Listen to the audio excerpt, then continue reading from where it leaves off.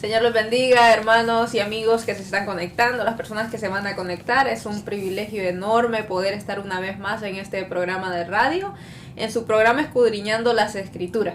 Recordando que estamos estudiando los reyes de Israel y de Judá, y hemos terminado los reyes de Israel y estamos terminando lo que es los reyes de Judá. Con la ayuda de Dios hemos aprendido muchísimas cosas y seguiremos aprendiendo más cosas hasta llegar al último rey de Judá, y al mismo tiempo poder hablar del Rey de Reyes y Señor de Señores. Amén.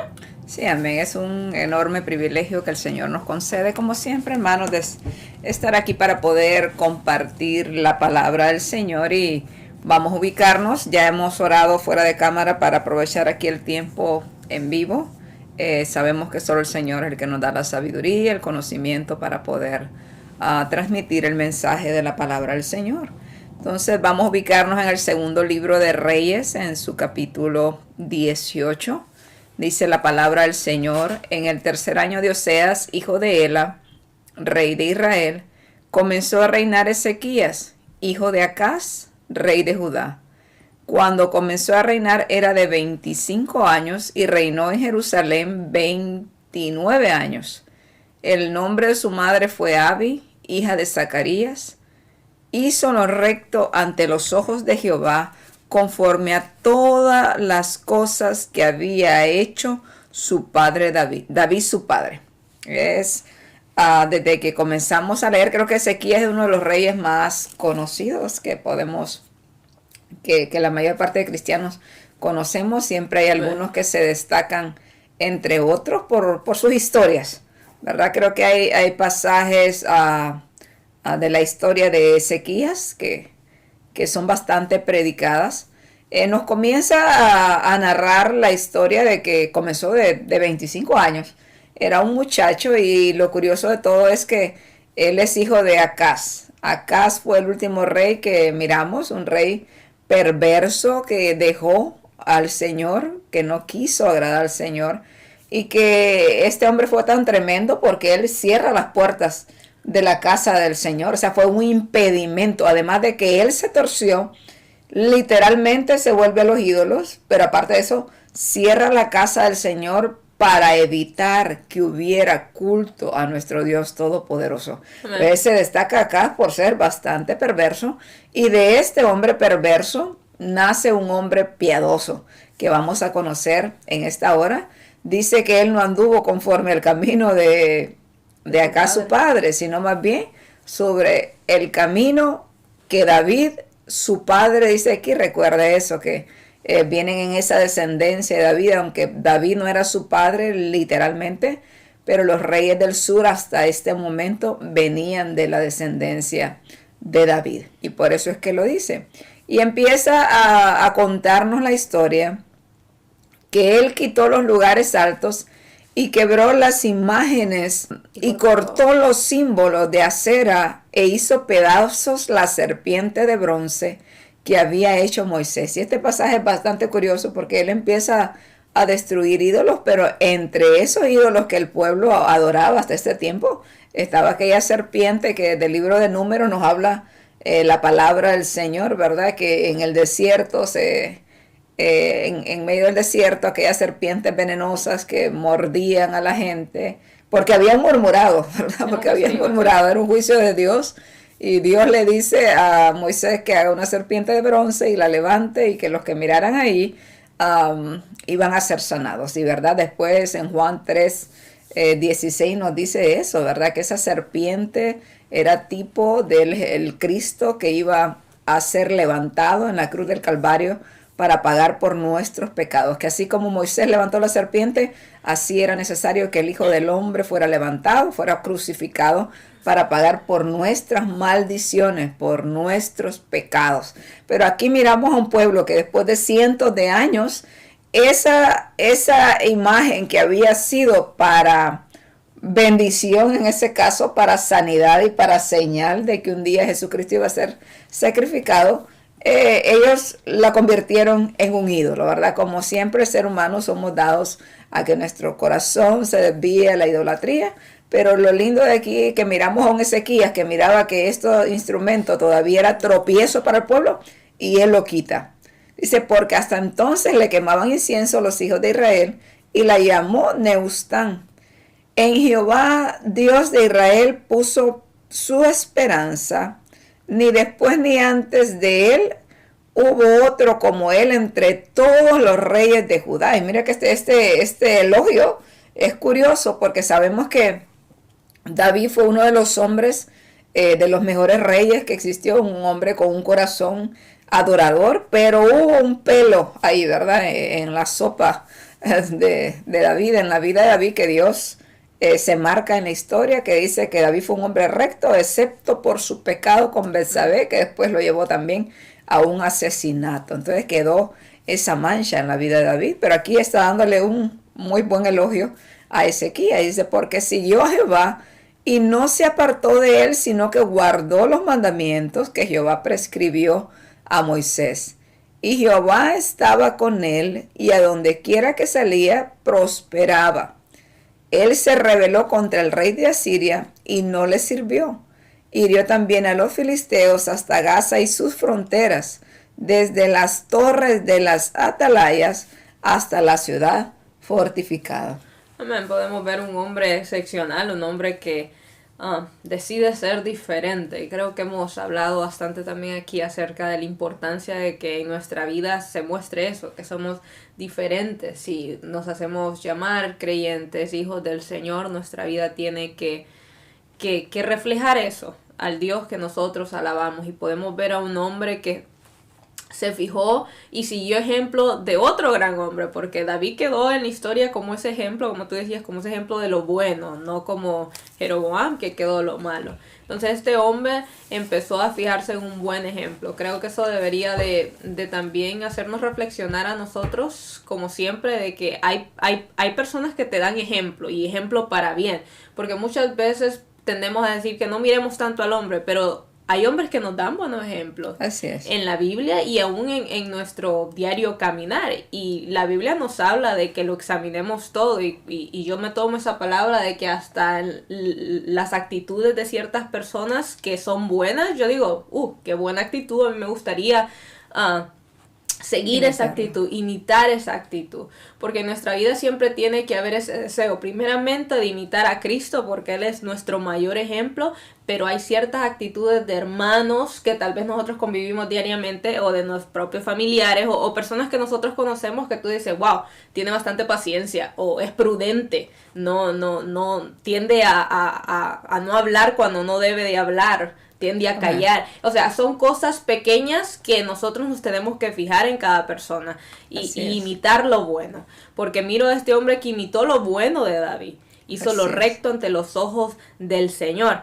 Y en estos versículos también podemos ver la condición de un pueblo que era un pueblo apartado para el Señor, pero que lamentablemente, dado a su antiguo rey, al rey Acaz, era un pueblo que estaba lleno de idolatría, que había llegado a tal punto de servir a la serpiente de bronce, algo que había ocurrido muchísimo antes. Muchos años, cientos de años. Cientos de años antes. Entonces estamos hablando de una condición muy baja. Habían llegado a muy bajo, a mucha idolatría.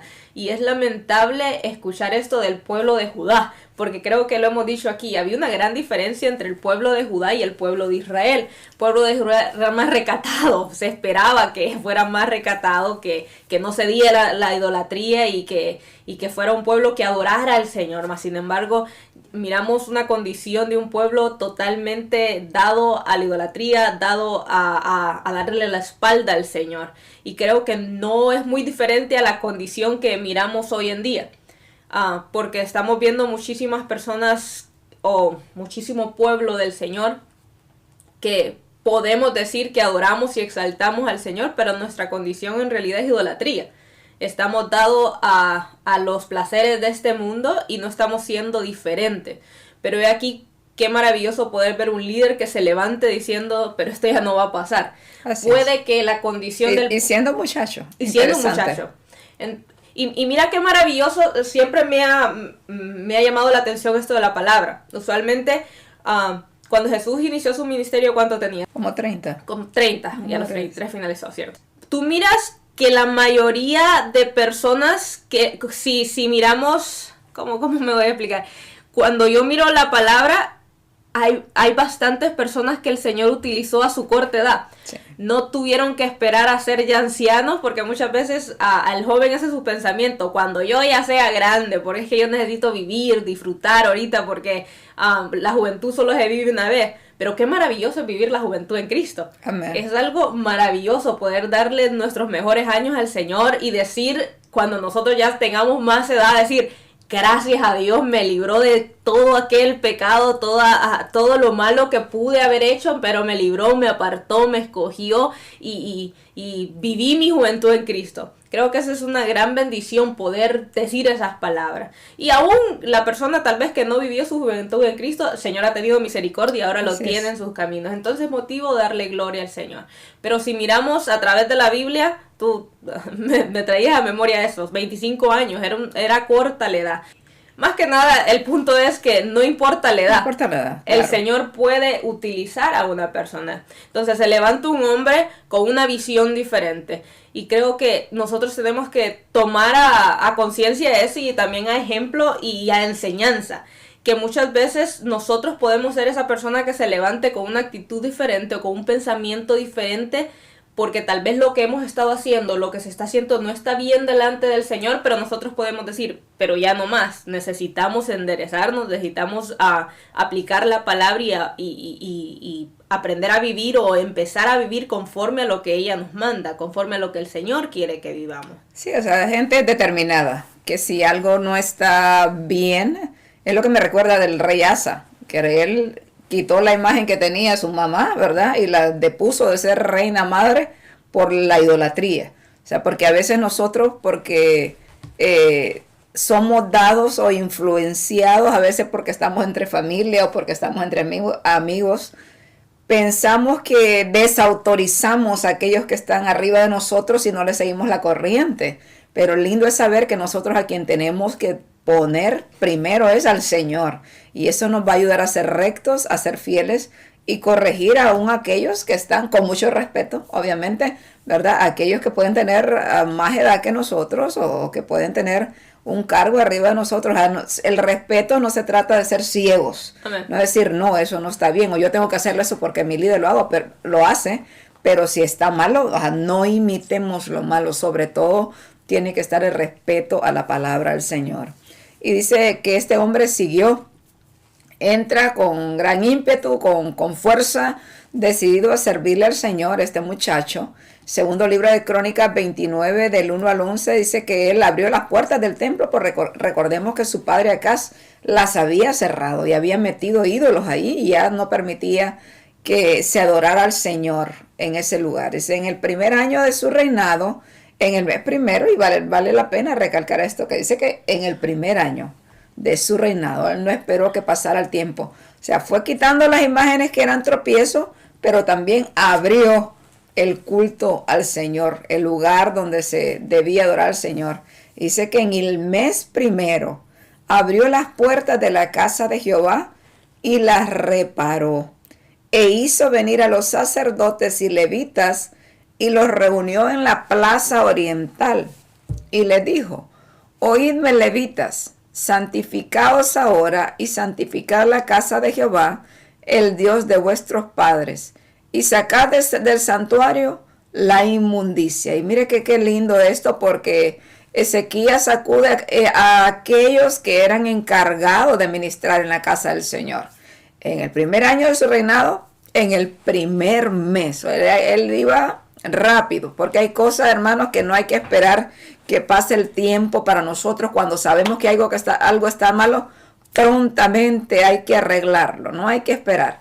Y él asigna a aquellos que eran los que se les había encomendado. Él dice, santifíquense ustedes y vamos a limpiar la casa del Señor. Vamos a sacar todo aquello que es inmundo, porque nuestros padres, y mire que él reconoce eso, nuestros padres se han rebelado y han hecho lo malo ante los ojos de Jehová nuestro Dios, porque le dejaron y apartaron su rostro del tabernáculo de Jehová y le volvieron las espaldas, y aún cerraron las puertas del pórtico y apagaron las lámparas. no quemaron incienso ni sacrificaron holocausto en el santuario al Dios de Israel. Por tanto, la ira de Jehová ha venido sobre Judá y Jerusalén, y los ha entregado a turbación, a execración y a escarnio, como veis vosotros con vuestros ojos. Y he aquí nuestros padres han caído a espada, y nuestros hijos, nuestras hijas y nuestras mujeres fueron llevados cautivos por esto. Ahora pues yo he determinado hacer pacto con Jehová, el Dios de Israel, para que aparte de nosotros el ardor de su ira. Hijos míos, no os engañéis ahora, porque Jehová os ha escogido a vosotros para que estéis delante de él y le sirváis y seáis sus ministros y le queméis incienso. Y lo que él estaba hablando con los sacerdotes y con los levitas, recuerde que en el tiempo que está reinando Ezequías en el reino de Judá, en el reino del sur, es que Oseas, el último rey del reino de Israel, es apresado, amén, y se llevan las 10 tribus del norte. Entonces de eso es lo que está hablando Ezequías.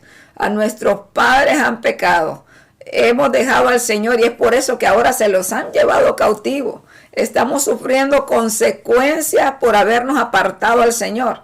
Y llama hijos a los sacerdotes. Mire, los mira como un padre espiritual. Aquí sí que advirtiéndoles y guiándoles. Volvamos al Señor. Hagan su trabajo. Es necesario que nos santifiquemos cada día.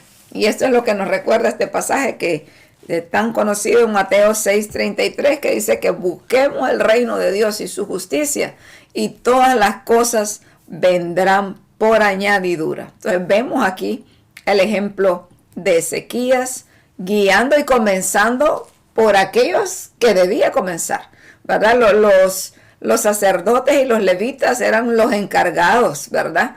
Él dio en el punto clave, no buscó a los políticos y estrategas militares, no, para restablecer el culto del Señor tiene que ser aquellos entrenados en la palabra del Señor, aquellos que tienen el conocimiento del Señor, y a eso buscó.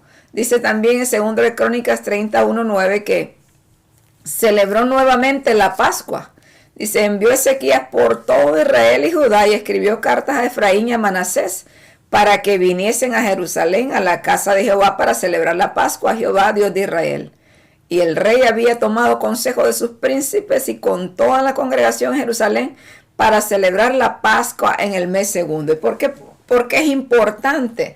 Recuerde que esta fue una fiesta que el Señor determinó que se celebrara al pueblo de Israel desde que salieron en el libro de Éxodo. Y se trataba y se trata aún de nosotros recordar la salida, ¿verdad? El pueblo de Israel salió de Egipto literalmente, pero nosotros como cristianos en este tiempo salimos de un Egipto espiritual, donde el faraón se llama Satanás y nosotros fuimos libertados de esa esclavitud a la cual estábamos sometidos. Entonces ahora nosotros, la palabra de Dios nos dice eso por medio del apóstol Pablo, que nosotros ahora ya no necesitamos sacrificar corderos como hacía el pueblo de Israel, porque Jesucristo, el Cordero, fue sacrificado ya por nosotros. Pero ahora nosotros debemos de celebrar esa Pascua, dice, con panes sin levadura, panes, una vida espiritual limpia de pecado para honrar al Señor, ¿verdad? Que el origen nosotros le llamamos Santa Cena o la Cena del Señor. Todas las iglesias cristianas conocemos al Señor Jesucristo, lo celebramos, pero debemos de tener ese conocimiento de que su origen, ¿verdad? En la Biblia, realmente en el Nuevo Testamento dice que Jesús estaba celebrando la Pascua con sus judíos, no dice que era la Santa Cena, sino es un título que se le ha puesto en la Biblia, o la Cena del Señor, pero realmente lo que ellos estaban celebrando era la Pascua. Y el Señor dijo después de su muerte, ¿verdad? Que antes de su muerte, Él anuncia su muerte por medio de eso, y cuando come la última cena con sus discípulos, dice que hagamos esto en memoria de Él.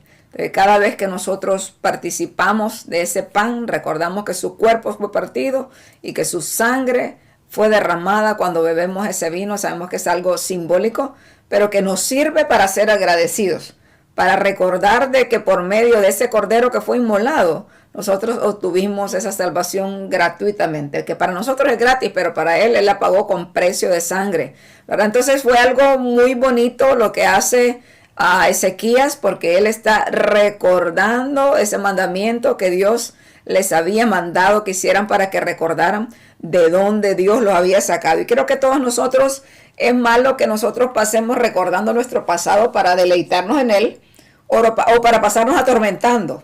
Yo creo que sí, un buen motivo para recordar de dónde Dios nos sacó es para ser más agradecidos, para tener gratitud a nuestro Señor y valorar esa salvación que es tan grande. Y este pasaje nos muestra que Él no solamente convoca al reino del sur, como ya las 10 tribus del norte habían sido esparcidas, entonces solo había quedado un remanente. Poca gente había quedado ahí, y Él dice que hace una invitación a estas personas que estaban allá. Dice Manasés y Efraín, que eran las tribus más grandes del reino del norte, para que también vengan a adorar al templo. O sea, esta gente que se había pervertido en el reino del norte estaba teniendo una oportunidad de oro para volverse al Señor. Podemos ver la misericordia de aquí y el amor de este rey, porque si otro hubiera sido ese, pues eso por desobedientes, allá se los llevaron cautivos, pues que se queden allá y que vivan su propio pecado. Pero este hombre estaba invitándoles a participar nuevamente, a que se unieran, que se hicieran un solo pueblo para adorar al Señor nuestro Dios. Eso es algo maravilloso y creo que es algo que nos puede enseñar a nosotros. Me viene a mi mente que a veces en este tiempo hay tanta denominación y tanto nombre de iglesia, ¿verdad? Que a veces por eso se hacen divisiones, porque cada denominación tiene sus costumbres o reglas que a veces son humanas, pero siempre es como para cuidar el rebaño, ¿verdad? Y a veces ese tipo de costumbres o interpretaciones hacen separaciones. Pero este pueblo aunque se habían dividido por pleitos de ellos mismos, pero realmente Dios lo había hecho un solo pueblo. Igualmente como nosotros como cristianos, como hijos de Dios, no importando la denominación que sea, nosotros deberíamos de adorar juntos, deberíamos de amarnos, ¿verdad? Sabiendo que el centro de nuestra adoración es Jesucristo. Diferencias de interpretación, podemos tener algunas costumbres diferentes, pero si en algo no deberíamos contradecirnos es que hay un Jesucristo que nos salvó y que la palabra de Dios nos enseña también que en esto el mundo nos va a conocer, en que nos amamos unos a otros. Entonces veo también esto aquí en el rey Ezequías, que está haciendo esa invitación sin ningún egoísmo también a sus hermanos que habían quedado esparcidos por ahí y que realmente estaban necesitados para poder adorar al Señor. También la palabra del Señor nos dice que Él motivó a dar los diezmos y ofrendas al pueblo. Segundo libro de Crónicas 31, 4, 6 dice la palabra del Señor. Mandó también al pueblo que habitaba en Jerusalén que diese la porción correspondiente a los sacerdotes y levitas, para que ellos se dedicasen a la ley de Jehová. Y cuando este edicto fue divulgado, los hijos de Israel dieron muchas primicias de grano, vino, aceite, miel y de todos los frutos de la tierra. Trajeron asimismo en abundancia los diezmos de todas las cosas. También los hijos de Israel y de Judá que habitaban en las ciudades de Judá dieron lo mismo, del mismo modo, los diezmos de las vacas y de las ovejas, y trajeron los diezmos de los santificados de las cosas que habían prometido a Jehová su Dios, y los depositaron en montones, dice la palabra. Y este pasaje me recuerda a cuando Moisés pide ofrenda para edificar el tabernáculo, que dice que la gente dio tanto, todo el mundo aportó tanto que tuvieron que parar. Igualito a nosotros, así de dadivosos que somos, ¿verdad? Que tienen que pararnos.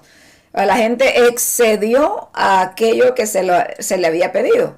Pero un buen punto de hacer un énfasis aquí es que Ezequías está diciéndole al pueblo, motivando al pueblo a que lleven sus diezmos y sus ofrendas para que los levitas no tengan que trabajar en otros trabajos seculares y que ellos se dediquen a estudiar la ley de Dios y a poderla impartir al pueblo. Y esto es algo muy importante que nosotros debemos de escuchar, y que usted se lo va a encontrar por todo la Biblia, de que a aquellos hombres que Dios llama para ministrar su palabra, o sea, mucha gente critica a aquellos que no tienen un trabajo secular y se tilda muchas veces a los pastores, evangelistas o ministros como haraganes, como flojos, sin analizar, o simplemente el que no conoce, ¿verdad? Habla al peso de la lengua, decía mi mamá, ¿verdad?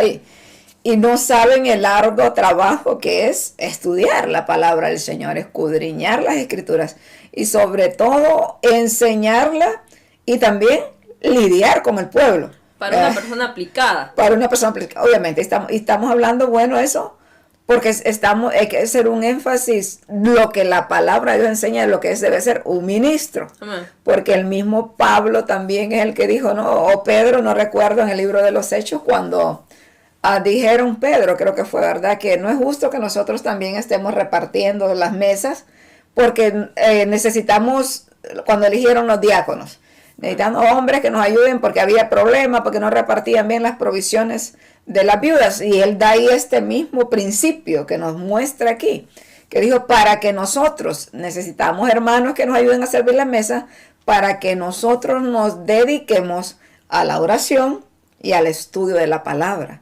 Entonces se marca que son dos cosas, dos trabajos bien importantes en la vida de un ministro que es llamado, ¿verdad?, a servirle al Señor. Entonces se nota, la verdad, quién es un ministro aplicado. Tú vas a ver que ahora se predica tanta barbaridad porque son gente que a veces solo pasan pensando en las redes sociales y gente que, aunque se les paga un sueldo muchas veces para que ministren al pueblo, hay gente que pasa perdiendo el tiempo y gastando su vida. Y a la hora que les toca presentar la palabra, ya predican cualquier cosa. Entonces no hay una responsabilidad. Y es por eso que yo siempre recalco que como hijos de Dios, como ovejas del Señor, nosotros debemos de ser como tan discernir y valorar a aquellos que realmente enseñan la palabra del Señor. Porque imagínate en nuestros pueblos hay gente que no tiene un título de doctorado, como ahora sacan un doctorado en teología y maestro en divinidad, yo no sé qué tantos títulos, y que la gente hasta discute y que se hacen llamar doctores y ni son doctores. Por esas cosas se pelean ahora, imagínate. Amén. Pero hay siervos del Señor que esa gente pasa allá en el monte, ¿verdad? Se van al desierto ayunando, buscando al Señor. Oiga, esa gente tiene derecho a comer de la obra, como dijo el apóstol Pablo, ¿verdad? Que no le pondríamos bozal al buey que trilla. Amén. Y que también la palabra nos habla de que el obrero es digno de su salario. Entonces eso tiene que quedar como, creo que muy claro entre nosotros y no debería de ser un tema de discusión. Mas sin embargo, este hombre motiva a dar estos diezmos y ofrendas y el pueblo... Tú miras un pueblo motivado que viene y entrega sus diezmos y ofrendas y tenemos un Dios que no se queda con nada, porque eso es lo maravilloso. Sí, a las personas no se le debería de en sí, en este tiempo que vivimos, muchas veces las personas hay, no les puedo decir ni iglesias, sino que lugares donde se les motiva tanto, traigan sus diezmos y sus ofrendas y pacte con el Señor Jesucristo y aquí y allá. El Señor no está necesitado de esas cosas de nosotros. Los diezmos son de Él.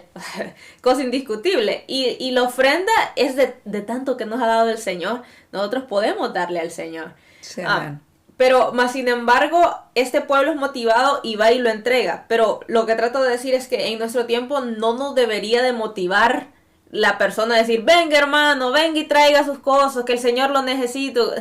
El Señor no lo necesita, debería salir de nuestro corazón como un acto de agradecimiento por lo mucho. Obediencia y agradecimiento por lo mucho que el Señor nos ha bendecido a nosotros. Porque miras aquí a un Dios que no se queda, que también los bendice. Porque tenemos un Dios que nos bendice constantemente, hermano. Y muchas veces muchas veces nosotros queremos verlo monetariamente, pero nos bendice con salud.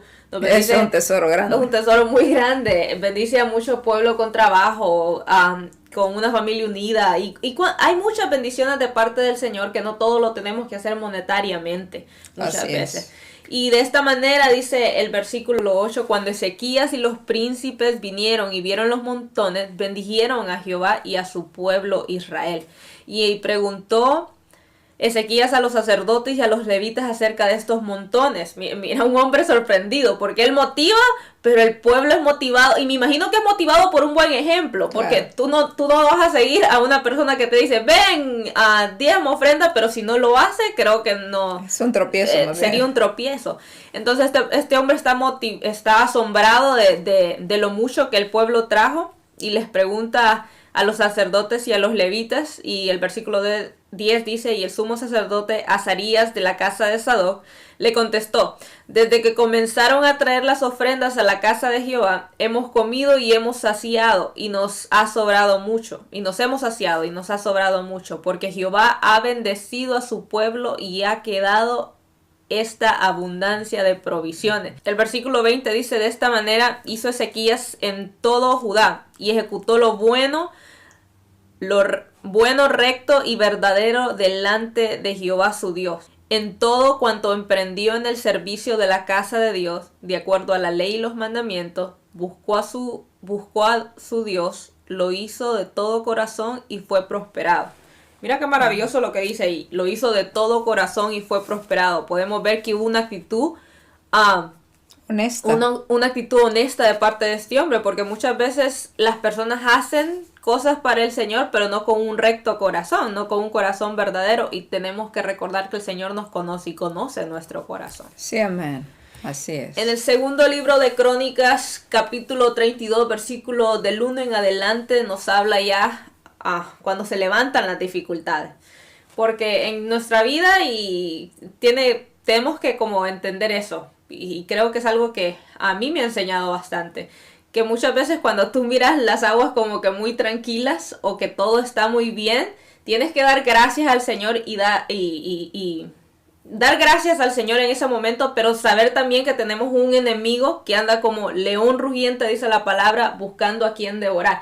Yo siempre me imagino al enemigo como detrás de una puertecita, como esperando el momento indicado, porque tiendes a ver que cuando nosotros estamos en un momento difícil, pero el Señor mete su mano, el Señor nos ayuda, y todo se vuelve como tranquilidad, tendemos muchas veces como a bajar la guardia, a confiarnos, bajamos la guardia. Y pensamos como que el enemigo, ya se fue, ya se olvidó. Pero en realidad no. El enemigo constantemente nos quiere hacer daño. Esta es una batalla constante. Entonces nosotros tenemos que saber que tenemos un enemigo que está a las puertas queriéndonos hacer daño. Y podemos ver un hombre que está haciendo todo bien. Está volviendo a hacer que el pueblo adore y exalte al Señor. Pero en eso se levantan las dificultades, porque siempre en nuestra vida van a llegar dificultades. El Señor dijo, en este mundo tendréis aflicciones, pero confiad en mí, porque yo he vencido al mundo. Entonces en el versículo primero del segundo libro de Crónicas, capítulo 32, dice, después de estas cosas y de esta fidelidad, vino Sennacherib, rey de los asirios, e invadió Judá y acampó contra las ciudades fortificadas con la intención de conquistarlas. Llamaba mi atención en este versículo la palabra fidelidad. Después de esta fidelidad. Vemos a un rey que le estaba siendo fiel al Señor, que estaba haciendo lo recto, lo que el Señor había dejado en su palabra. Y creo que nosotros tenemos que entender que al enemigo no le gusta cuando nosotros somos fieles al Señor. Que siempre va a atacar nuestra fidelidad al Señor. Porque cuando tú miras una persona que le es fiel al Señor, puedes ver una persona fortalecida en Él. Una persona que no cualquier cosa va a venir y lo va a tumbar, lo va a hacer caer. Cuando tú en realidad comprendes a qué Dios estás alabando, a qué Dios estás exaltando, puede que vengan las dificultades, pero te vas a mantener fuerte porque vas a decir, yo conozco al Dios que me ha sacado de peores situaciones y que esta situación es algo pequeño para el Señor. Y cuando nosotros le somos fieles, vamos agarrando todavía más confianza en Él porque le vamos conociendo más. Y creo que cuando esto pasa, el enemigo no está nada alegre con nosotros. Sí, es lo que pasó al gran ejemplo de Job, ¿verdad? Que era un hombre perfecto, recto delante de Dios y apartado del mal. Entonces, realmente es como la historia de Job, como te sorprendes porque es Dios quien le pregunta al diablo por Job, ¿verdad? El diablo no le estaba mencionando a Job, pero Dios conoce a sus hijos obedientes y creo que Él se siente como cuando dijo, este es mi hijo amado en el cual tengo complacencia. Pues Satanás dice, yo vengo de andar rodeando la tierra, de andar por ella, y Él le dice, ¿no has considerado a mi siervo Job? Como que dice, ¿has visto que yo tengo en la tierra un hijo que me ama, que me sirve? Entonces Satanás le contesta, no, si es que Él te ama porque tú le has cercado todos los que tiene. Quítale la cerca, o sea, en otras palabras, Él te ama a ti porque tú lo tienes bien. Él te ama a ti por interés.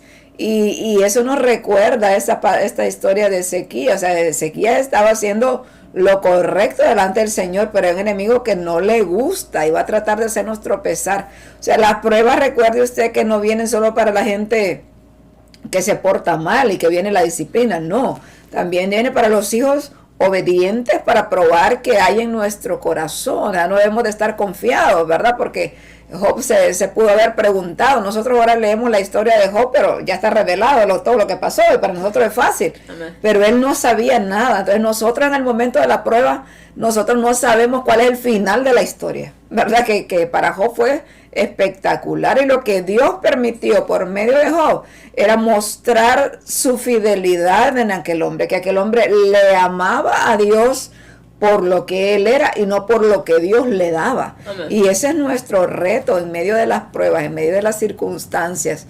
demostrar nuestro amor sincero al Señor, que no amamos al Señor por aquello que nos da, sino por lo que Él es, que Él merece toda la gloria y toda nuestra adoración.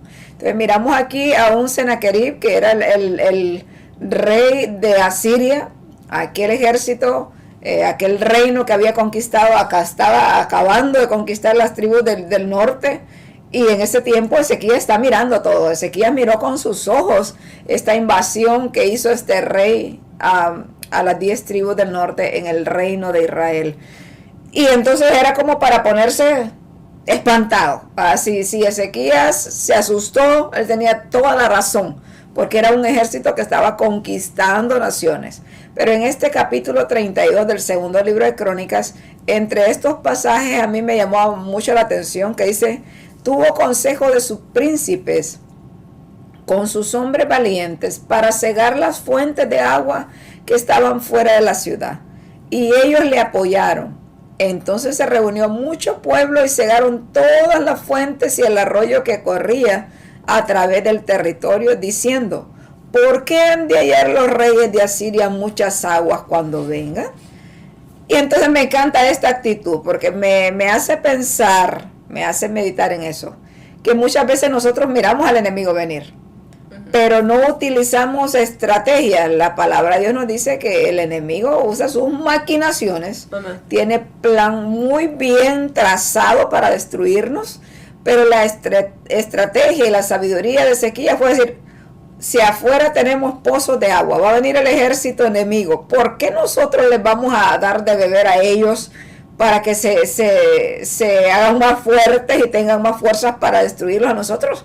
No, les vamos a secar la fuente de agua que hay afuera para que ellos, obviamente sin sed, usted sabe que se debilitaba cualquiera, tenían que moverse a buscar agua y eso les turbaba y les quitaba tiempo. Entonces, aunque no ampliemos tanto este pasaje, yo quisiera recordarle a usted eso, que tenemos un enemigo que no descansa y nosotros deberíamos de utilizar la misma estrategia al enemigo. No le demos lugar al diablo, como dice la palabra, y no deis lugar al diablo. Resistid al diablo y el diablo huirá de nosotros. Sequemos aquella fuente, no le demos lugar a las tentaciones. Nosotros conocemos nuestras debilidades, nosotros conocemos por dónde el enemigo nos puede tocar. Así que en el nombre de Jesús, sequemos esas fuentes, tapemos esa fuente que puede ser de beneficio para el enemigo, y más bien nosotros hagamos esa fuente subterránea donde solamente nosotros adoremos al Señor. Creo que debemos de tratar con sabiduría ese tipo de situaciones cuando miramos que el enemigo acecha. Versículo 5 dice, después con ánimo resuelto edificó Ezequías todos los muros caídos e hizo alzar las torres y otros muros por fuera. Fortificó además a Milo en la ciudad de David. También hizo muchas espadas y escudos. Miramos a un hombre que empezó a prepararse, que sabe que el enemigo viene y se prepara. Y creo que eso debería de siempre haber en nuestra vida también. El Señor nos ha dejado una armadura que nosotros debemos de utilizar para que cuando vengan esos dardos nosotros podamos estar preparados. Amén. Y puso capitanes de guerra sobre el pueblo y lo hizo reunir en la plaza de la puerta de la ciudad y habló al corazón de ellos diciendo. Y esto es importante, porque miramos a un hombre que me imagino que también tuvo temor, porque como seres humanos tenemos temor ante los momentos difíciles. Pero no es un hombre que se dejó vencer por ese temor. Así es. Porque tenemos a un Sennacherib acusando al pueblo, o sea, diciéndole al pueblo, ¿quiénes son ustedes para que yo no los pueda vencer? Bien, porque el enemigo siempre va a venir y va a hablar mentira. Es como se estaba comportando Sennacherib con sus enviados aquí, como cuando Goliat con la boca, con el tamaño y con la boca, tenía temblando a todo el ejército y hasta el rey. Así miramos a Sennacherib. Las palabras estaban haciendo mucho daño. En Isaías capítulo 36, versículo 18 dice, mirad que no os engañe Ezequías diciendo, y este es Sennacherib hablando, Jehová nos librará. Mirad que no os engañe Ezequías diciendo, Jehová nos librará. ¿Acaso libraron los dioses de las naciones cada uno a su tierra de la mano del rey de Asiria? ¿Dónde está el Dios de Amad y de Arfad? ¿Dónde está el Dios de Sepharvaim? ¿Libraron a Samaria de mi mano? ¿Qué Dios hay entre los dioses de esta tierra que haya librado su tierra de mi mano, para que Jehová libre de mi mano a Jerusalén? Y mira, la estrategia de ellos era como empezar a mencionar las tierras que habían conquistado. Y aquí ya menciona Samaria porque la acababan de conquistar el reino del norte. Pero recordemos que Samaria habían dejado a Dios. El reino del norte había dejado a Dios. Tenían aquellos 2 becerros de oro. Obviamente esos 2 becerros de oro no pudieron contra Sennacherib, ¿verdad? Se llevaron las 10 tribus del norte cautivas. Entonces él estaba como todo un bocón diciendo, no, este Dios que tienen aquí en Judá es otro, un diosito de esos que yo he conquistado, que no pudieron defender a su propio pueblo. Y entonces él estaba jactándose. La palabra de Dios nos dice que él manda enviados a que fueran a amedrentar la gente con sus palabras al pueblo que estaba en Jerusalén, al pueblo que estaba en Judá. Pero lindas son las palabras de Ezequías en ese mismo capítulo que estamos leyendo, que dice en el versículo 7, esforzaos y animaos, no temáis ni tengáis miedo del rey de Asiria, ni de toda la multitud que con él viene, porque más hay con nosotros que con él. Con él está el brazo de carne, más con nosotros está Jehová nuestro Dios para ayudarnos y pelear nuestras batallas. Y el pueblo tuvo confianza en las palabras del rey Ezequías, rey de Judá. Y mire qué lindas son esas palabras, porque es cierto que era un ejército poderoso, pero Ezequías todavía en su temor que pudo haber tenido, amén, pero él seguía confiando en su Dios, confiando en el Dios de Israel, en el Dios que no pierde las batallas. Amén. Y en ese mismo Dios nosotros tenemos que confiar en cualquier dificultad que podamos estar atravesando o que vayamos a atravesar. Mas sin embargo, Sennacherib no se queda así nomás como si nada, sino que sigue amedrentando al pueblo y le envía cartas. Amén. Cartas para tenerlos todavía más asustados, más con miedo. Pero miramos otra actitud maravillosa del rey Ezequías, que creo que es una de las que más conocemos, porque se habla mucho acerca de ella, es uno de mis pasajes favoritos. En 2 de Reyes, capítulo 19, dice, cuando el rey Ezequías lo oyó, rasgó sus vestidos y se cubrió de cilicio y entró en la casa de Jehová. Y tomó Ezequías las cartas de mano de los embajadores, y después que las hubo leído, subió a la casa de Jehová y las extendió Ezequías delante de Jehová. Y oró Ezequías delante de Jehová diciendo, Jehová, Dios de Israel, que moras entre los querubines, solo tú eres Dios de todos los reinos de la tierra. Tú hiciste el cielo y la tierra. Inclina, oh Jehová, tu oído y oye.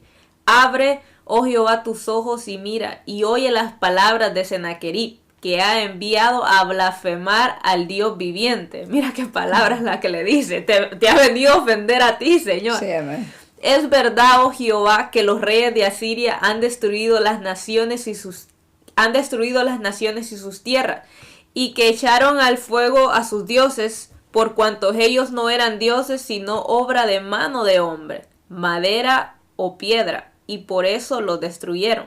Ahora pues, oh Jehová, Dios nuestro, sálvanos, te ruego, de su mano, para que sepan todos los reinos de la tierra que solo tú, Jehová, eres Dios. Entonces Isaías, hijo de Amós, envió a decir a Ezequías: así ha dicho Jehová, Dios de Israel, lo que me pediste acerca de Sennacherib, rey de Asiria, he oído. Amén. Un pasaje hermoso que creo que tiene que dar como ejemplo para nosotros es cómo acudir con esa convicción de que para Dios no hay ningún imposible cuando estamos en momentos de dificultad. Amén. Y este hombre literalmente tomó esas cartas de amenaza, pero él no va a donde el brujo, no va a donde el adivino, amén, ni va a donde los consejeros, ni a los seres humanos, sino va al altar del Señor, hermanos. Y creo que es algo que todavía nosotros, creo que en algún tiempo yo hice eso con una situación que me apremiaba, que estaba bastante turbada, algo que yo dije: Señor, solo tú puedes hacer eso. Y mire que el Señor, hermano, en pocos días el Señor me contestó, el Señor se glorificó, porque nosotros a veces estas historias las tomamos como qué bonita acción, ¿no? Pero son cosas que quedaron para nuestro ejemplo, para que nosotros acudamos al Señor, para recordar que el Señor no ha cambiado. Sea cual sea la amenaza, sea cual sea la cosa que usted lo esté turbando y lo esté amenazando, recuerde eso, que si somos hijos de Dios, al enemigo tocarnos a nosotros, toca al Señor. Como le está diciendo Ezequiel: Señor, es que te ofendió a ti, porque realmente este hombre literalmente estaba hablando de los dioses de las naciones. ¿Quién se cree este Dios? O sea, ¿quién se cree? ¿Verdad? Se pasó de listo realmente, y es por eso que el Señor, cuando manda castigo a Sennacherib, que muere bastante feo, ¿verdad? En el libro del profeta Isaías nos habla eso. Si usted lee esos pasajes, nos cuenta bien la historia de Ezequías, porque Isaías fue un profeta que profetizó en ese tiempo de Isaías. Entonces encontramos la información allá, que el Señor le dice a este Sennacherib: te voy a poner mi garfio en tu nariz, y te voy a poner un alambre en tus labios para que te calles, como un animal, pues, como le ponen un gancho ahí, un anillo a los cerdos para que no escarben la tierra, y como si le costuran los labios te los voy a quitar. Y Sennacherib, por bocón, por blasfemar contra Dios, ¿verdad? Él muere en manos de sus propios hijos, cuando dice la palabra del Señor que estaba adorando a su falso Dios en el templo de un Dios falso. Ahí sus propios hijos lo matan, para entender nosotros que a nuestros enemigos, hermanos, se quedan burlados cuando nosotros sometemos todas las cosas delante del Señor. A los que amamos a Dios, todas las cosas nos ayudan para bien, y Él es que pelea las batallas que para nosotros son imposibles. El Señor ya ganó la victoria, Él las tiene. Bueno, nosotros no conocemos el futuro, pero Él ya dijo lo que tenía que decir. Nuestro trabajo es confiar en Él. Entonces vemos que Dios le da una victoria grandísima a Ezequías, mientras él anduvo fiel y a su pueblo Israel. Sobre todo, Dios está defendiendo su palabra, amén, su promesa. La promesa de que ese reinado se iba a mantener y que iba a haber un descendiente de la casa de David. El Señor sigue sosteniendo esa palabra. Y después de esto, la palabra de Dios nos sigue contando que Ezequías se enfermó. Y dice la palabra de Dios que él enfermó gravemente, que era una enfermedad en sus pies, pero era una enfermedad para muerte. Y esto también nos enseña que el hecho de nosotros ser fieles y obedientes no estamos exentos de no enfermarnos, ¿verdad? Que mucha gente en medio de la enfermedad, en medio de las dificultades, empiezan a murmurar y a cuestionar a Dios: Señor, si yo te sirvo, ¿por qué? ¿Verdad? ¿Por qué me pasa eso? Pero Isaías 38:1 dice: en aquellos días Ezequías enfermó de muerte, y vino a él el profeta Isaías, hijo de Amós, y le dijo: Jehová dice así: ordena tu casa, porque morirás y no vivirás. Entonces volvió Ezequías su rostro a la pared, e hizo oración a Jehová y dijo: Oh Jehová, te ruego que te acuerdes de mí ahora que he andado delante de ti en verdad y con íntegro corazón, y que he hecho lo que ha sido agradable delante de tus ojos. Y lloró Ezequías con gran lloro. Yo creo que por muy espirituales que nosotros seamos, hermano, el hecho de estar nosotros en esta carne, el hombre sabía que amaba a Dios, que andaba en integridad, que me llaman tanto la atención esas palabras que dice que él andaba en verdad y que ha andado con íntegro corazón. Creo que no todos tenemos el valor de presentarnos delante del Señor y decirle: Señor, acuérdate, si yo he sido íntegro, si he sido recto. Pero qué lindo es poder decir estas palabras de este hombre: Señor, me siento turbado, ¿cómo que me voy a morir? Y que esto siempre nos muestra, hermano, que muchas veces a la hora de enfrentarnos con la muerte es un momento que no nos gusta. Nosotros estamos atados a este mundo, nadie está como muy feliz: ay, me voy a morir y qué contento estoy. Ezequiel dice que lloró con gran llanto y él no se quería morir, sino que empieza a orar. Amén. Y luego de esta oración de Ezequías, y eso es lo maravilloso también de este pasaje, que es una oración contestada como al instante. Rápido, dice, ya quisiéramos todo, ¿verdad? Dice el versículo 4. Entonces vino palabra de Jehová a Isaías diciendo: Ve y di a Ezequías: Jehová Dios de David, tu padre, dice así: He oído tu oración y visto tus lágrimas. He aquí que yo añado a tus días 15 años. Y te libraré a ti y a esta ciudad de mano del rey de Asiria, y a esta ciudad ampararé. Y esto creo que es algo maravilloso, hermano, porque también nos recuerda que tenemos a un Dios que nos escucha, que escucha nuestras oraciones. En este caso fue una oración que instantáneamente fue contestada, y creo que también vale decir que fue por la integridad del corazón de este hombre, que este hombre dice que anduvo en verdad y con un íntegro corazón. Se viene y se presenta delante del Señor, el Señor responde a esa oración y esto es maravilloso. A mí me encanta ese versículo que dice: y he visto tus lágrimas. ¿Cuánto cristiano hoy en día no llora? Pero qué maravilloso saber que lloramos, pero tenemos un consolador. Amén. Que tú lloras, pero sabes que el Señor te está consolando, el Señor te está escuchando, y que el Señor en su tiempo va a hacer la obra. Porque Él enjugará toda lágrima, dice en Apocalipsis, y eso es algo muy maravilloso, pensar en eso. Porque tenemos un mundo que en estos momentos, un mundo que está de aquí para allá. Tú miras a personas buscando psicólogos, buscando que alguien le diga que todo va a estar bien, y personas sin esperanzas. Y lo maravilloso de nosotros es que tenemos una esperanza, un Dios que está ahí para nosotros. Sí, amén. Y nos cuesta este pasaje que es bastante conocido, que el Señor contesta por medio del profeta Isaías y le da a Ezequías 15 años más de gracia, de vida. Y lo que nosotros es a veces como querer contradecir al Señor, o a veces no sabemos lo que pedimos. Porque en 15 años que le dieron a Isaías, que el Señor le dio de vida, se equivoca. Entonces es tan importante nosotros aprender a aceptar la voluntad de Dios. Amén. Creo que podemos decir eso.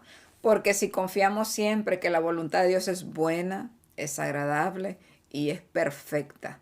Pero entiendo a Ezequías, porque yo también me he enfermado. Y lo primero que te viene cuando te sientes mal: el Señor, sáname, por favor, ten misericordia de mí. Pero creo que es tan bueno, ¿verdad?, como hijos de Dios nosotros estar confiados que hasta la muerte es buena para nosotros, sus santos, como dice un pasaje de las Escrituras, ¿verdad?, que ya cuando el Señor nos retira de estos cuerpos, cuando el Señor nos levanta, es porque Él sabe el futuro, Él sabe de qué nos está librando.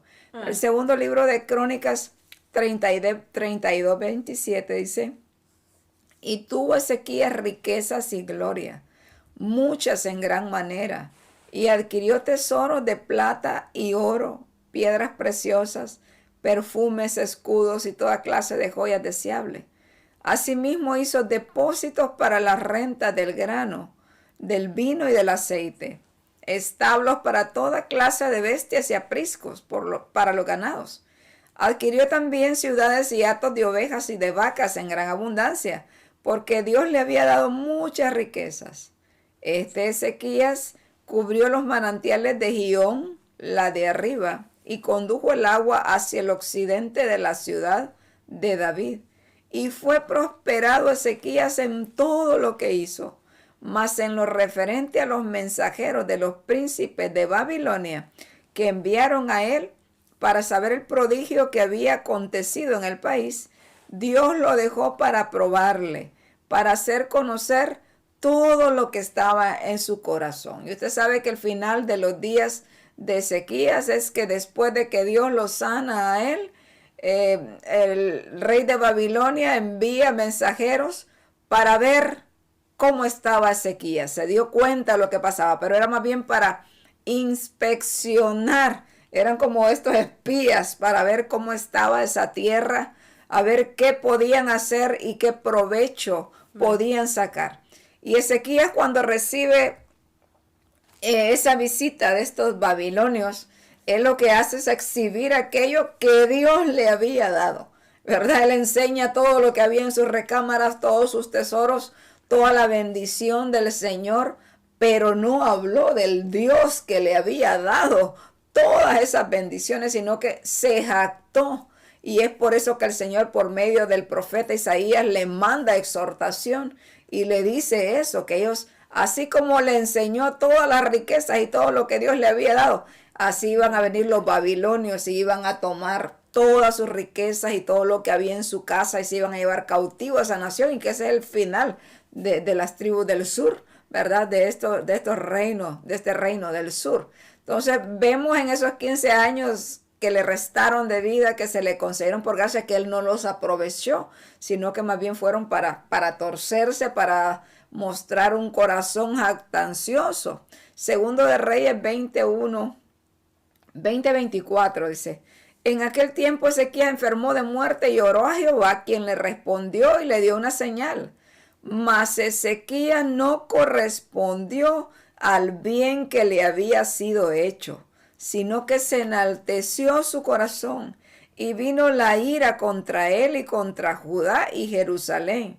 Pero Ezequías, después de haberse enaltecido su corazón, se humilló, él y los moradores de Jerusalén, y no vino sobre ellos la ira de Jehová en los días de Ezequías. Entonces, por lo menos el Señor, él reconoció, ¿verdad?, su altanería y que le había fallado al Señor.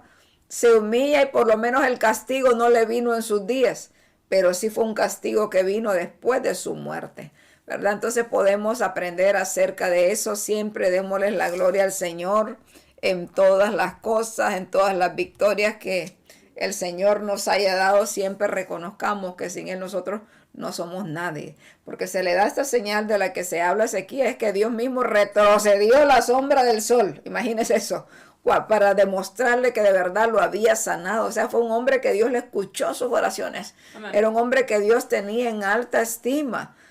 Y sobre todo esto, hablando de ya para concluir, vamos concluyendo este programa y haciendo un recuento de todos los reyes que hemos estudiado, que me he dado cuenta de que aquellos reyes que han sido, que se le llama como reyes buenos y que temieron al Señor, pero siempre miramos que en algo se equivocaron. O sea, como seres humanos podemos ver la imperfección del ser humano, y es que por eso la palabra de Dios dice: maldito el hombre que confía en el hombre, sino más bien tener nuestra mirada puesta en Cristo Jesús, Señor nuestro, que por muy bueno que sea un líder que tenemos, vamos a ver fallas que tiene. Y cuidar nuestro corazón, porque tenemos un corazón que es engañoso, que solo el Señor en realidad lo conoce. Muchas veces ni nosotros mismos conocemos a los alcances que puede llegar nuestro corazón, porque miras un hombre que es maravilloso todo lo que hizo, pero al final, después de la petición que tuvo, se vino abajo, se enalteció su corazón, y es el Señor el que pesa nuestros corazones.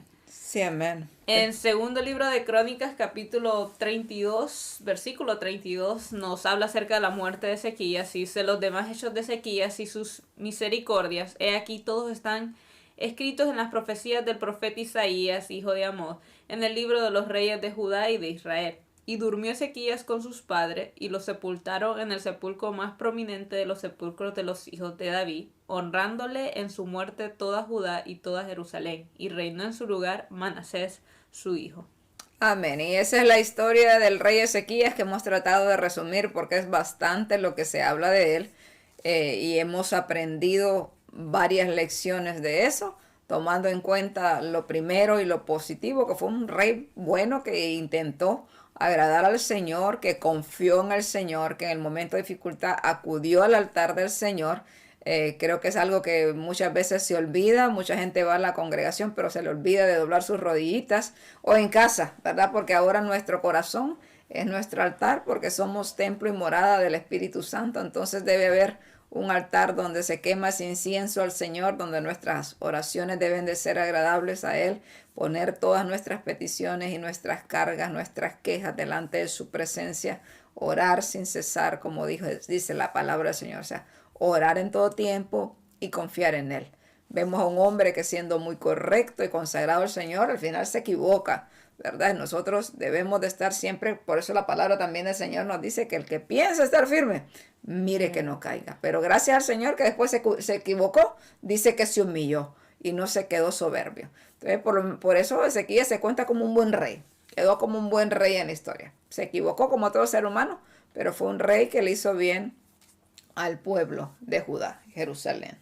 Amén. Y con esto hemos concluido lo que es la enseñanza del rey Ezequías, esperando que usted haya aprendido, así como nosotros, hermano, a poner al Señor en primer lugar, pero también guardar nuestro corazón. Sí, amén. Quisiera orar en esta hora para poder despedirnos y te damos gracias, Señor, por el privilegio que nos has concedido de hablar de tu palabra, Señor. Hemos aprendido de la vida del rey Ezequías, Padre. Suplicamos, Dios mío, aprender todo lo bueno, que tú seas, Señor, el centro de nuestra vida, de nuestros corazones, que aprendamos a ti a ponerte en primer lugar, a honrarte, a amarte, Señor, y que en los momentos de dificultad, Padre, vayamos a tu altar, acudamos a tu presencia, Señor. Clamo por todos aquellos hermanos, Señor, o amigos que escuchan, Padre, este programa en este momento, Señor. Cualquier situación que estén pasando, Señor, cualquier momento de angustia, cualquier momento de prueba, Padre, todas nuestras cargas las depositamos delante de tu presencia, Señor, delante de tu altar, Padre. Y confiamos que tú eres soberano, Dios bueno, y que todo lo que tú haces es perfecto, Señor. Ayúdanos a adorarte en todo tiempo, amarte, Señor, y respetarte por sobre todas las cosas, Dios mío. Guarda nuestro corazón, Señor. Limpia nuestro corazón cada día, Padre, y que tu palabra quede sembrada ahí, Señor, y que pueda dar fruto. Te lo suplicamos en el nombre de Jesús, ese nombre que es sobre todo nombre. Aleluya. Damos gracias al Señor y gracias a usted por acompañarnos en este programa. No se olvide compartirlo y hablar de la palabra del Señor, que es medicina para nuestro cuerpo, refrigerio en nuestros huesos. No nos quedemos callados. Así que Dios le bendiga y esperamos que haya una próxima vez. Muchas gracias.